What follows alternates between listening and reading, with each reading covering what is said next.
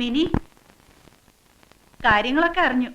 വഴിയിൽ വെച്ച് അങ്ങനെ പറഞ്ഞോന്റെ പേര് സുധീഷ് കുമാർ. സുധി എന്ന് വിളിക്കും. ആളെങ്ങനത്തോനാണെങ്കിലും എംകോമിന് ഫസ്റ്റ് ക്ലാസ്സാ. ഇപ്പൊ MBA പഠിക്കുന്നു. എന്നിട്ടെന്താ, ഈയൊച്ചായൻ സ്റ്റേഷനിലിട്ട് ശരിക്കങ്ങ് കൊടുത്തു. അതിനേക്കാൾ കൂടുതൽ വർക്കിയും കൊടുത്തു.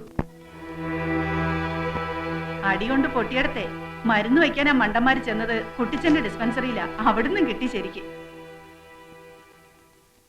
ഇനി അടുത്ത കാലത്ത് ആരും മിനിയെ ശല്യപ്പെടുത്താൻ വരില്ല, അത് ഉറപ്പാ.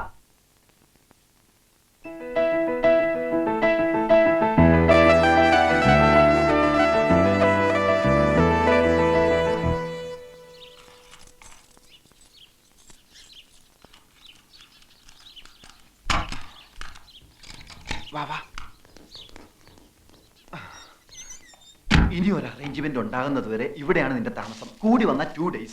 എവിടെ ലോഡ്ജ് ഉടമയും ജീവനക്കാരും ഒന്നും അറിയാതെ സൂക്ഷിച്ചോളണം. ഒന്ന് പിടിച്ചേ. ഭക്ഷണവും വെള്ളമൊക്കെ ഞങ്ങൾ സമയാസമയങ്ങളിൽ എത്തിച്ചോളാം. ഇവിടെ അങ്ങനെ ആരും വരാറില്ല. അഥവാ വന്നാൽ തന്നെ ഇതിന്റെ അടിയിൽ ഒളിച്ചോളണം. ഇതിന്റെ അടിയിൽ ഒളിച്ചോളണമെന്ന് പറഞ്ഞത് കേട്ടാ. ഞങ്ങൾ പോക്കോട്ടെ, വാ. അച്ഛനെ അധികം സങ്കടപ്പെടുത്തുകയും ചെയ്യരുത്. രാധു, എടാ സൂക്ഷിച്ചോണേ.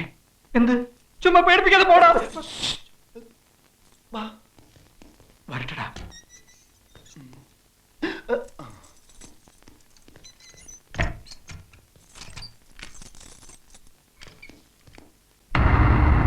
എന്തൊക്കെയാടോ താനീ കാണിച്ചു വെച്ചിരിക്കുന്നത്?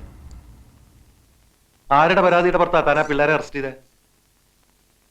3 മണിക്കൂർ സ്റ്റേഷനിൽ കൊണ്ടിടിച്ചതിന് കോൺസ്റ്റബിൾമാർ സാക്ഷികളാ. താൻ എന്നിട്ട് എന്താ കേസ് രജിസ്റ്റർ ചെയ്യാഞ്ഞേ?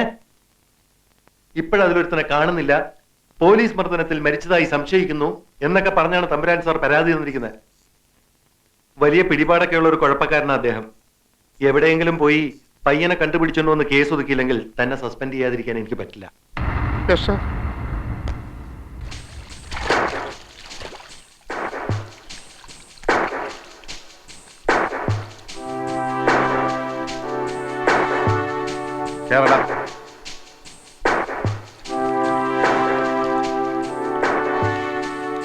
എവിടെയാണോ നിന്റെ കൂട്ടുകാരൻ രാധാമാധവൻ? എനിക്കറിയില്ല. എന്റെ അടുത്ത് വേലയും പറയണൊന്നും വേണ്ട. നിനക്കറിയില്ലല്ലേ? ഇല്ല. നിന്നെ കൊണ്ട് പറയിപ്പിക്കണോ? എടാ, ഒരു രാത്രി മുഴുവൻ തലകീഴായി കെട്ടിത്തൂക്കിട്ടാ നീ താനെ പറയും. അതെന്നെ കൊണ്ട് ചെയ്യിച്ച് അടങ്ങുമല്ലേ? പറയടാ, അവനെവിടെ? തലകീഴായി കെട്ടിയിട്ട് നോക്ക്, പറയുമെന്നറിയാലോ. എടാ വേണ്ട, വഷളാക്കണ്ട. അന്ന് ഞങ്ങളെ തല്ലിയ കൂട്ടത്തിൽ സാറിന്റെ തല്ല് രാധുവിന്റെ തലക്കേറ്റു. രക്തം കട്ടിപിടിച്ച് അവൻ കുഴഞ്ഞു വീണു. ഉടൻ മരിക്കുകയും ചെയ്തു. ആര്? എന്ത്? എപ്പോ? രക്തോ? ജീപ്പിൽ എടുത്തുകൊണ്ടുപോയ മൃതദേഹം സാറ് കുഴിച്ചിട്ടോ അതോ ചുട്ടുകരിച്ചോ? എന്തുവാ? സുപ്രീം കോടതി വരെ ഞങ്ങൾ സാറിനെ കയറ്റി ഇറക്കും. വേണ്ടി വന്നാലേ ചുട്ടുകരിഞ്ഞ് അവന്റെ അസ്ഥിയും ഹാജരാക്കും. നീ ആള് വിചാരിച്ചതുപോലെ അല്ലല്ലോ. എവിടം വരെയൊക്കെ കയറി ചിന്തിച്ചത്? കൊള്ളത് തുറന്നു പറയാമല്ലോ. നമ്മളിങ്ങനെ വഴക്കിട്ട് നടന്നിട്ട് ആർക്കും ഒരു പ്രയോജനമില്ല. മറിച്ച് നമ്മൾ സുഹൃത്തുക്കളായിരുന്നാൽ എന്നെ കൊണ്ട് തനിക്ക് ഒരുപാട് പ്രയോജനങ്ങളൊക്കെ ഉണ്ട്. ഞാൻ ചുമ്മാ പറയില്ല. എന്താ, ഫ്രണ്ട്സ് ആയിക്കൂടെ? സാറിന് ഇഷ്ടമാണെങ്കിൽ ഞാൻ റെഡി. ഓക്കെ, അപ്പൊ നമ്മൾ ഫ്രണ്ട്സ്. നമുക്കൊന്ന് ചുറ്റാനൊക്കെ പോണം. ഹണ്ടിങ് ഇഷ്ടമാണോ? ഹണ്ടിങ് അതിനൊക്കെ പോയാലോ ജോളിയാകാൻ പറ്റൂ. അതിനു മുമ്പ് എനിക്ക് ആ രാധുവിനെ ESP മുമ്പിൽ ഒന്ന് ഹാജരാക്കണേ. അല്ലെങ്കിൽ കുഴപ്പമാ. അപ്പൊ ആ പ്രശ്നം ആദ്യം തീർക്കാം. സാറ് വിഷമിക്കൊന്നും വേണ്ട, അവൻ ചത്തിട്ടൊന്നുമില്ല. അത് പിന്നെ എനിക്കറിയത്തില്ലേ. തൽക്കാലം ഞാൻ അവനെ ഒരിടത്ത് ഒളിപ്പിച്ചു വെച്ചിരിക്കുക. എവിടെ? അതെവിടെയാണ്? അത് എവിടെയാണെന്ന് സാറിന്റെ അപ്പാപ്പൻ വന്ന് ചോദിച്ചാ ഞാൻ പറയില്ല. പിന്നെയല്ലേ സാറ്.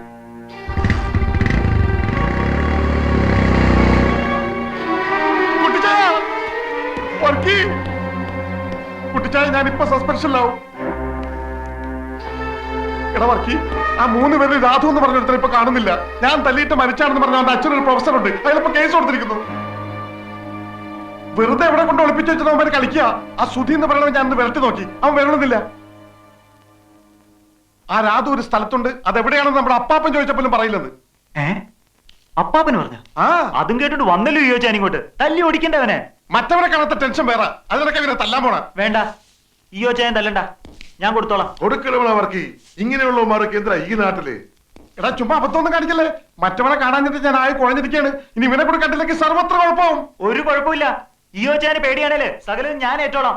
ഇപ്പൊ അവൻ അപ്പാപ്പന് പറഞ്ഞിരിക്കുന്നു. അവനെ ജോലി പോവണ അങ്ങ് പോട്ടേന്ന്. കുട്ടിച്ചായ ഒന്ന് പറ. നിക്കണവർക്ക് അവന്മാരവനെ പുറത്തു കൊണ്ടുവരുമോ നോക്കാം. പുറത്തു കൊണ്ടുവരാതെ ഇയോയുടെ ജോലിക്ക് എന്തെങ്കിലും പറ്റിയാൽ നീ അവരുടെ കയ്യും കാലും തല്ലിയൊടിക്കാനൊന്നും നിൽക്കണ്ട. അങ്ങ് തട്ടേര്, ബാക്കി കാര്യം ഞാൻ ഏറ്റടാ. അതിന് നിനക്കെന്താ എത്ര ടെൻഷൻ? ടെൻഷന്റെ അല്ല, ഇതൊക്കെ തുടങ്ങി വെച്ചത് നമ്മളല്ലേന്നൊരു കുറ്റബോധം. എങ്ങനെ? നമ്മളല്ലേ പോയി അടുത്തിരുന്ന് വർത്താനം പറയാനൊക്കെ പറഞ്ഞത്? അവര് തെറ്റൊന്നും ചെയ്തില്ലല്ലോ. ആഹാ, പെട്ടെന്ന് കയറി ഇങ്ങ് സ്നേഹിക്കുന്ന പെണ്ണാണെന്നൊക്കെ പറഞ്ഞതോ? ശരിയാ, ഞാൻ എപ്പോഴും ആലോചിക്കും എന്താ അങ്ങനെ പറഞ്ഞെന്ന്. വട്ടായിരിക്കും. എന്താടെ പേര്? സുധീഷ്. വിളിക്കുന്ന സുധീന്ന്. M.Com first ക്ലാസ്സാ. ഇപ്പൊ MBA പഠിക്കുന്നു. കൊള്ളാലോ. എന്തു കൊള്ളാം? ഇയോച്ചായന്റെ കാര്യം ഓർക്കുമ്പോ സങ്കടം തോന്നുന്നു. ദേടി, ദേ വരുന്നു. ആര്? അയ്യോ, ദേ ഇങ്ങോട്ട് തന്നെ വാ, നമുക്ക് പോവാം. എന്തിനാ? എനിക്ക് പേടിയാ. ഇനിയും വല്ലതും. നമുക്ക് പോവാം, വാ ശ്യാമേ. ഇങ്ങനെ പേടിച്ചോടനെ നിന്നെ കിട്ടില്ല. നീ ഇവിടെ അങ്ങനെ നിക്ക്. വെറുതെ എന്തിനാ? നീ വരുന്നുണ്ടോ? ഇല്ല, ഞാൻ പോവാ. മിനി,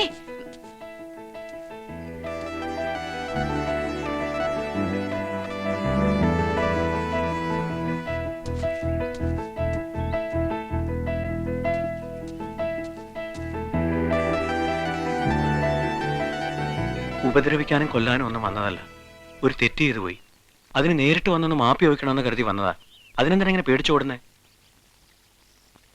2-3 ഇടത്ത് വെച്ച് കണ്ടിട്ടുണ്ട്, പരസ്പരം ശ്രദ്ധിച്ചിട്ടുണ്ട്. അത്രയല്ലേ ഉള്ളൂ മിനിക്ക് എന്നോടുള്ള പരിചയം. പക്ഷെ ഞാനൊരു1000 വട്ടം മിനിയെ അല്ലാതെ കണ്ടിട്ടുണ്ട് എൻ്റെ സ്വപ്നത്തിൽ.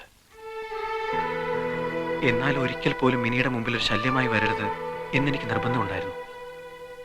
പെട്ടെന്ന് അറിയാതെയാണെങ്കിലും അന്ന് ആ റെസ്റ്റോറൻറ്റിൽ മിനി എൻ്റെ അടുത്ത് വന്നിരുന്നപ്പോൾ അടുപ്പത്തിൽ വർത്താനം പറയാനൊക്കെ പറഞ്ഞപ്പോൾ ദൈവം എൻ്റെ കാര്യത്തിൽ എന്തൊക്കെയോ തീരുമാനിച്ചിരിക്കുന്നതൊക്കെ ഞാനങ്ങ് കയറി ഭ്രമിച്ചു പോയി. അതാ പെട്ടെന്ന് ഒരാൾ എൻ്റെ ആരാണെന്ന് ചോദിച്ചപ്പോൾ ഞാനങ്ങനെ പറഞ്ഞു പോയത്. പറഞ്ഞത് സത്യമായിരുന്നെങ്കിലും പറയരുതായിരുന്നെന്ന് പിന്നീട് തോന്നി. അതിന് മനസ്സ് മുഴുവൻ തുറന്ന് ഞാൻ മാപ്പ് ചോദിക്കുക. മാപ്പ്. നന്നേ. കൂട്ടുകാരനെ എവിടെയാ കൊണ്ട് ഒളിപ്പിച്ചു വെച്ചിരിക്കുന്നേ? എന്തിനാ ഇങ്ങനെയൊക്കെ? എങ്ങനെയൊക്കെ? ഇനി ഇങ്ങനൊന്നും വേണ്ട. അന്ന് അടുത്ത് വന്നിരുന്നതിനും വർത്താനം പറഞ്ഞതിനും ഞാനും മാപ്പ് ചോദിക്കുക. വാശിയും വൈരാഗ്യമൊക്കെ കളഞ്ഞ് കൂട്ടുകാരനെ പുറത്തു കൊണ്ടുവന്നേര്. എന്നിട്ട് എല്ലാം മറന്നേര്. എല്ലാം. ഞാൻ ചെയ്ത തെറ്റിന് നിരപരാധികളായ എൻ്റെ കൂട്ടുകാർക്കും കിട്ടിയ ഒരുപാട് ശിക്ഷ. അതിൻ്റെ ദേഷ്യം അവർ തീർക്കുമ്പോൾ വേണ്ടാന്ന് പറയാൻ എനിക്കെങ്ങനെ പറ്റും? എന്നാലും മിനി പറഞ്ഞുകൊണ്ട് ശ്രമിച്ചു നോക്കാം പരമാവധി. പിന്നെ എല്ലാം മറക്കണമെന്ന് പറഞ്ഞില്ലേ, മറക്കാം. എൻ്റെ വാശിയും എൻ്റെ വൈരാഗ്യവും ഒക്കെ ഞാൻ മറക്കാം. പക്ഷേ പഴയ ജന്മത്തിൽ എന്നോ കണ്ട് കൊതി തീരാത്തൊരു മുഖമുണ്ട്. ആ മുഖം എനിക്ക് മറക്കാൻ പറ്റില്ല ഒരിക്കലും.